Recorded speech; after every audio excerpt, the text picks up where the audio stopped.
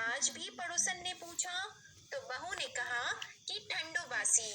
सेठ के लड़के ने सोचा हो न हो कोई बात अवश्य है जिससे कि मेरी पत्नी ऐसा कहती है।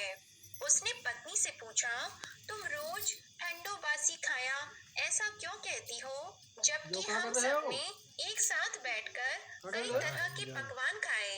उसकी पत्नी बोली हम जो खा रहे हैं वह बाप बूढ़ों की कमाई है। जिस दिन आप कमा कर लाओगे उस दिन मैं समझूंगी कि ताजा भोजन कर रहे हैं।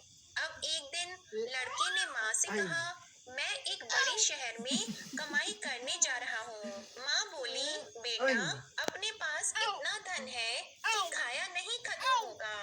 माँ के मना करने पर भी बेटे ने स्वयं कमाने का दृढ़ निश्चय कर लिया और जाते समय पत्नी से कहा मैं जब तक कमाकर बहुत सा धन लेकर न आऊं तुम चूल्हे की आग मत बुझने देना। एक दिन चूल्हे की आग बुझ गई तो वह मन ही मन घबराने लगी कहीं मेरे पति पर संकट तो नहीं आन पड़ा। जल्दी से पड़ोस में से आग लाकर चूल्हे में रख दूं ऐसा विचार करके पत्नी पड़ोस में गई। वहाँ पड़ोसन चौथ माता का व्रत और पूजन कर रही थी। पड़ोसन ने कहा थोड़ी देर में आकर ले जाना। तो बहू ने पड़ोसन से पूछा आप यह व्रत क्यों करती है इससे क्या मिलता है। पड़ोसन ने कहा चौथ माता के इस व्रत को करने से अन्न और लक्ष्मी मिलती है और अपनी मनोकामनाएं पूर्ण होती हैं। अब बहू भी चौथ माता का व्रत करने लगी। दीवार पर उसने चौथ माता का चित्र बनाया। उस दिन घी और गुड़ का चूरमा बनाकर रात्रि को चंद्रमा को अर्घ देकर उसने भोजन किया। ऐसा करते करते बहुत दिन हो गए। चौथ माता ने उस का बेटा तू जागे कि सोवे तेरी पत्नी तुझे बहुत है घर जाकर उसकी चिंता मिटा दे।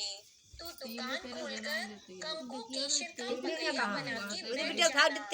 आज तेरा हिसाब किताब चुकता हो जाएगा। अब तो चौथ माता ने जैसा कहा था वैसा ही हुआ। उसने घर जाने की तैयारी की और गाड़ी भर के धन दौलत लेकर चल दिया। रास्ते में एक बड़ा सा काला नाग फन फैलाए बैठा था और कहने लगा आज तो मैं तुझे डसूंगा छोड़ूंगा नहीं। आज तेरी आयु पूरी हो गई है। सेठ के लड़के ने कहा आज चौथ माता ने मुझे सपना दिया तो मैं पत्नी से मिलने घर जा रहा हूँ। वहाँ मेरी पत्नी बहुत चिंता कर रही है। मैं उससे मिलकर जरूर आऊंगा। मुझे डस लेना। नाग ने कहा तुम शपथ पूर्वक कहकर जाओ तो मैं तुम्हें जाने दूंगा परंतु लौट कर नहीं आए तो तुम्हारे घर आकर मैं तुम्हें डस लूंगा। इस प्रकार सांप को वचन देकर वह घर पहुंचा। वहाँ सभी से हंसी खुशी से मिला और भोजन करने उदास होकर बैठ गया। उसकी पत्नी ने उदास होने का कारण पूछा तो पति ने काले नाग वाली बात बताते हुए कहा कि यदि मैं उसके पास नहीं जाऊंगा तो वह घर आकर ही मुझे डस लेगा। पत्नी बहुत चतुर थी। उसने कहा कि आप घबराओ नहीं लेट जाओ मैं एक उपाय करती हूँ। पत्नी ने कमरे की 7 पेड़ी धोई। पहली पेड़ी पर रेत, दूसरी पर इत्र, तीसरी पर गुलाल फूल, चौथी पर कंकु केशर, पांचवी पर लड्डू पेड़ा, छठी पर गादी गलीचा और 7वीं पेड़ी पर दूध का कटोरा भरकर रख दिए। इस प्रकार वह 7 ही पेड़ी सजाकर बैठ गई। आधी रात होते ही नाग आकर पेड़ी चढ़ने लगा। पहली पेड़ी पर रेत में लौट गया और कहने लगा कि सेठ की बहू ने आराम तो बहुत दिया पर से बंद कर आया हूँ सो डसूंगा अवश्य ही। इसी प्रकार 7 पेड़ियों पर नाग आराम करता हुआ और कहता हुआ कि डसूंगा जरूर कमरे में जाने ही वाला था कि चौथ माता ने विचार किया कि मैं इसे नहीं भैया ये क्या करते हो?